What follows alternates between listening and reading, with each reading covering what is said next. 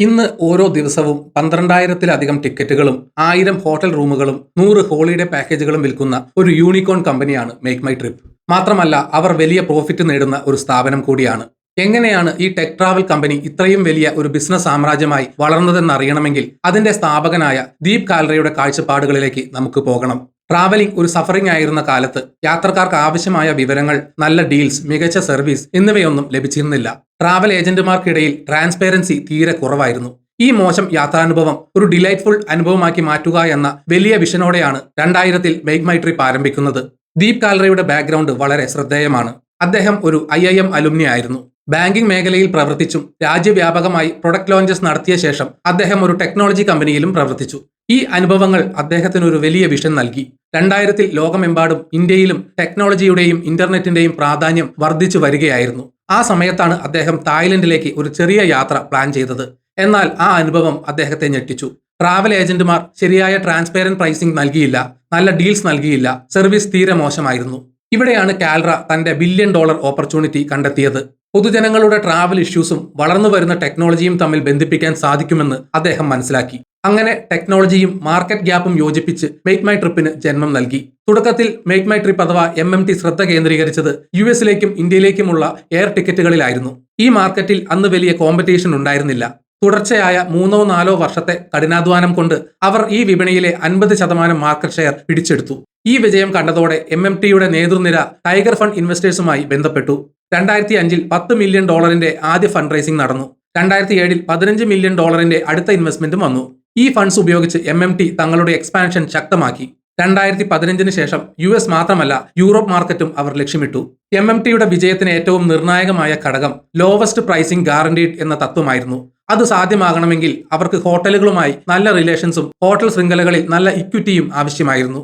അതുപോലെ എയർലൈനുകളുമായി bulk deals ഉറപ്പാക്കുകയും വേണമായിരുന്നു. എയർലൈൻസിന് പലപ്പോഴും ക്യാഷ് ഫ്ലോവിൽ കുറവുണ്ടാകുമ്പോൾ MMT അവർക്ക് വേണ്ടി വലിയ അളവിൽ ടിക്കറ്റുകൾ വാങ്ങി ഏറ്റവും കുറഞ്ഞ വിലയ്ക്ക് ഡീൽസ് ഉറപ്പാക്കി. അതുപോലെ മികച്ച ഹോട്ടൽ ഗ്രൂപ്പുകൾ സ്വന്തമാക്കിയും വില കുറഞ്ഞ ഡീൽസ് യാത്രക്കാർക്ക് നൽകി. ഇന്ത്യയിൽ സൗകര്യപ്രദമായതും വില കുറഞ്ഞതുമായ എന്തും പെട്ടെന്ന് വിറ്റുപോകും എന്ന തിരിച്ചറിവാണ് MMTയെ ഈ സ്ട്രാറ്റജിയിലേക്ക് നയിച്ചത്. 2010-ൽ MMT ഒരു വലിയ മൂവ് നടത്തി. ന്യൂയോർക്ക് സ്റ്റോക്ക് എക്സ്ചേഞ്ചിൽ അവർ തങ്ങളുടെ ഇനീഷ്യൽ പബ്ലിക് ഓഫറിംഗ് ലോഞ്ച് ചെയ്തു. ഈ IPO വഴി $70 മില്യൺ ഫണ്ട്സ് അവർ സമാഹരിച്ചു. അന്ന് കമ്പനിയുടെ വാല്യുവേഷൻ $480 മില്യൺ ആയിരുന്നു. ഈ IPO വലിയ വിജയമായിരുന്നു. ആദ്യ ദിവസം തന്നെ ഓഹരി വില 75% വർദ്ധിച്ചു.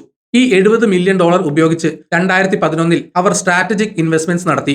സൗത്ത് ഈസ്റ്റ് ഏഷ്യയിൽ തങ്ങളുടെ സ്ഥാനം ഉറപ്പിക്കാൻ സിംഗപ്പൂരിലെ ഒരു ലക്ഷറി ടൂർ ആൻഡ് ട്രാവൽസ് കമ്പനിയെ അക്വയർ ചെയ്തു. ITC ഗ്രൂപ്പിലും യൂറോപ്പിലെ ഒരു ഗ്രൂപ്പിലും പ്രസൻസ് വർദ്ധിപ്പിക്കാനായി ഇൻവെസ്റ്റ് ചെയ്തു. ഈ അക്വിസിഷൻസ് വഴി അവർക്ക് ഏറ്റവും മികച്ച ബൾക്ക് പ്രൈസിംഗ് ലഭിച്ചു. അത് അവരെ കോമ്പറ്റീഷനേക്കാൾ വളരെ മുന്നിലെത്തിച്ചു. 2014-ൽ MMTയുടെ വളർച്ച അതിവേഗത്തിലായിരുന്നു. അപ്പോഴാണ് കമ്പനിയുടെ നേതൃനിര ഒരു പ്രധാന ഉൾക്കാഴ്ച നേടിയത്. വെബ്സൈറ്റ് ഇന്റർനെറ്റിന്റെ യുഗം അവസാനിക്കുന്നു. ഇനി മൊബൈൽ ആപ്സിന്റെ കാലമാണ്. അതിനായി അവർ തങ്ങളുടെ ക്യാഷ് റിസർവ്സിന്റെ 10%, അതായത് $15 മില്യൺ മൊബൈൽ ആപ്പ് ഡെവലപ്മെന്റ് കമ്പനികളിൽ ഇൻവെസ്റ്റ് ചെയ്യാൻ മാറ്റിവെച്ചു. ട്രാവൽ പ്ലാനിംഗ് വെബ്സൈറ്റായ മൈഗോള, ട്രാവൽ റിവ്യൂ വെബ്സൈറ്റായ ഹോളിഡേ IQ എന്നിവയിൽ അവർ സ്ട്രാറ്റജിക് ഇൻവെസ്റ്റ്മെന്റ്സ് നടത്തി. 2016-ൽ ശക്തമായ ഒരു അന്താരാഷ്ട്ര ട്രാവൽ കമ്പനിയായ Ctrip MMTയുടെ വളർച്ചയിൽ ആകൃഷ്ടരായി. അവർ വലിയ ഡീൽസിന് MMTയുടെ ഓഹരികൾ വാങ്ങാൻ തുടങ്ങി. 2016-ൽ $180 മില്യൺ 2017-ൽ $330 മില്യൺ മുടക്കി Ctrip ഏകദേശം 42.5% ഇക്വിറ്റി സ്വന്തമാക്കി. ഈ ഫണ്ട്സ് ഉപയോഗിച്ച് MMT തങ്ങളുടെ അടുത്ത നീക്കം പ്ലാൻ ചെയ്തു: കോമ്പറ്റീഷൻ ഇല്ലാതാക്കുക. 2016-ൽ അവർ വലിയ കമ്പനിയായ ഗോ ഐബിബോയെ ടേക്ക് ഓവർ ചെയ്തു. ഗോ ഐബിബോയുടെ ഭാഗമായിരുന്ന റെഡ് ബസും MMTയുടെ പോർട്ട്ഫോളിയോയിലേക്ക് വന്നു. ഇങ്ങനെ അക്വിസിഷൻസ് വഴി MMT തങ്ങളുടെ പോർട്ട്ഫോളിയോ വളരെ ശക്തമാക്കി. അക്വിസിഷൻസിന് ശേഷം MMT തങ്ങളുടെ ബ്രാൻഡിംഗിൽ കൂടുതൽ ശ്രദ്ധ കേന്ദ്രീകരിച്ചു. ആലിയ ഭട്ട്, രൺവീർ സിംഗ് തുടങ്ങിയ പ്രമുഖ ഫിലിം സ്റ്റാർസിനെ ഉപയോഗിച്ച് TV ആഡ്സും ഡിജിറ്റൽ പ്രസൻസും ശക്തമാക്കി. ഇത് കൂടുതൽ യങ് ഇന്ത്യൻ കസ്റ്റമേഴ്സിനെ ആകർഷിച്ചു. കൂടാതെ അവർ 2 പുതിയ സെക്ടറുകളിലേക്ക് കൂടി കടന്നു. കോർപ്പറേറ്റ് ബുക്കിംഗ്സ്, GST റീഇംബേഴ്സ്മെന്റ്, കൃത്യമായ ഇൻവോയ്സിംഗ് എന്നിവ നൽകാൻ കഴിവുള്ള ട്രാവൽ ഏജന്റുമാർ കോർപ്പറേറ്റ് ക്ലയൻസിന് ആവശ്യമായിരുന്നു. അതിനായി മുംബൈ ആസ്ഥാനമായുള്ള വലിയ കോർപ്പറേറ്റ് കമ്പനിയായ ക്വസ്റ്റ് ട്രാവലിനെ MMT ഏറ്റെടുത്തു. MMT കാരണം ദുരിതത്തിലായ ട്രാവൽ ഏജന്റുമാർക്ക് ഒരു ഫ്രാഞ്ചൈസി ഓപ്പർച്യൂണിറ്റി നൽകാനായി മൈ പാർട്ട്ണർ എന്ന പോർട്ടൽ ആരംഭിച്ചു. ഇതിലൂടെ ഏജന്റുമാർക്ക് MMTയുടെ മികച്ച പ്രൈസിംഗ് ഉപയോഗിച്ച് അവരുടെ ഉപഭോക്താക്കളെ കൂടുതൽ മെച്ചപ്പെട്ട രീതിയിൽ സേവിക്കാൻ കഴിഞ്ഞു. 2020 ലോകമെമ്പാടുമുള്ള ബിസിനസ്സുകളെ തകർത്ത പാൻഡമിക് MMTയുടെ വളർച്ചയ്ക്കും ബ്രേക്ക് ഇട്ടു. ലോക്ക്ഡൌൺ കാരണം അവരുടെ റവന്യൂ 68% കുറഞ്ഞു. കമ്പനി $455 മില്യൺ ലോസ് രേഖപ്പെടുത്തി. ഇതൊരു ടഫ് ടൈമായിരുന്നു. എങ്കിലും MMT നേതൃത്വം വളരെ ബുദ്ധിപരമായി പെരുമാറി. എല്ലാ മാർക്കറ്റിംഗ് ബ്രാൻഡിംഗ് ചെലവുകളും ആവശ്യമില്ലാത്ത മറ്റ് എക്സ്പെൻസും വെട്ടിക്കുറച്ചു. വളരുന്ന ഒരു കമ്പനിക്ക് എപ്പോഴും ക്യാഷ് റിസർവ്സ് ഉണ്ടായിരിക്കണം. MMTക്ക് ആവശ്യമായ റിസർവ് ഫണ്ട്സ് ഉണ്ടായിരുന്നു. അത് കമ്പനിയെ രക്ഷിച്ചു. ഇത് MMTക്ക് ലഭിച്ച ഏറ്റവും പ്രധാനപ്പെട്ട പാഠമാണ്. 2021 കോവിഡ് ഭീഷണി കുറയുകയും അൺലോക്കിംഗ് ആരംഭിക്കുകയും ചെയ്തതോടെ ഇന്ത്യക്കാർ റിവെഞ്ച് ട്രാവലിംഗ് തുടങ്ങി. പരിചയമില്ലാത്തവർക്ക് റിവെഞ്ച് ട്രാവലിംഗ് എന്നത് പകർച്ചവ്യാധി കാരണം നടക്കാൻ കഴിയാത്ത യാത്രയാണ്. MMT കുറഞ്ഞ എക്സ്പെൻസിൽ കൂടുതൽ റവന്യൂ നേടി അതിശയിപ്പിക്കുന്ന പ്രകടനം കാഴ്ചവെച്ചു.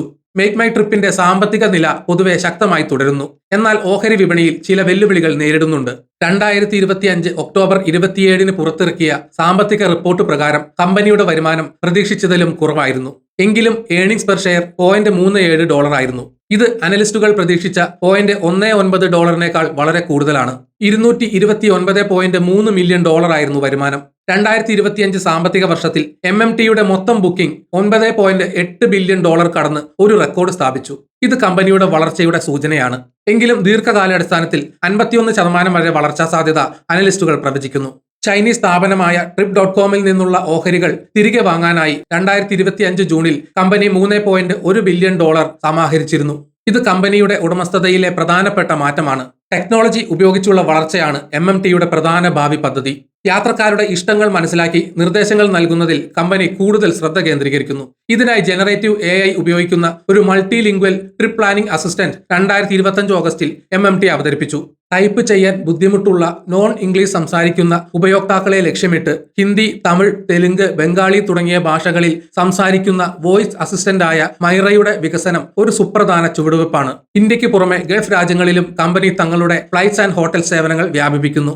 ഇന്ത്യയിലെ തീർത്ഥാടന യാത്രകളിൽ 2025 19% വളർച്ച റിപ്പോർട്ട് ചെയ്തതിനാൽ ഈ മേഖലയിലും കമ്പനി കൂടുതൽ അവസരങ്ങൾ കണ്ടെത്താൻ ശ്രമിക്കുന്നു. Singapore tourism board, air India express പോലുള്ള പ്രമുഖരുമായി ചേർന്ന് പുതിയ ട്രാവൽ പാക്കേജസ് നൽകുന്നത് കൂടുതൽ ഉപഭോക്താക്കളെ ആകർഷിക്കാൻ സഹായിക്കും. ചുരുക്കത്തിൽ വിപണിയിലെ വെല്ലുവിളികൾ നിലനിൽക്കുമ്പോഴും സാങ്കേതിക വിദ്യയിലും പുതിയ മേഖലയിലുമുള്ള നിക്ഷേപങ്ങൾ MMTക്ക് ഭാവിയിൽ വലിയ വളർച്ച നേടാൻ അവസരമൊരുക്കും. യാത്രക്കാർക്ക് കൂടുതൽ മികച്ചതും ലളിതവുമായ ഡിജിറ്റൽ ട്രാവൽ എക്സ്പീരിയൻസ് നൽകുക എന്നതാണ് അവരുടെ പ്രധാന ലക്ഷ്യം.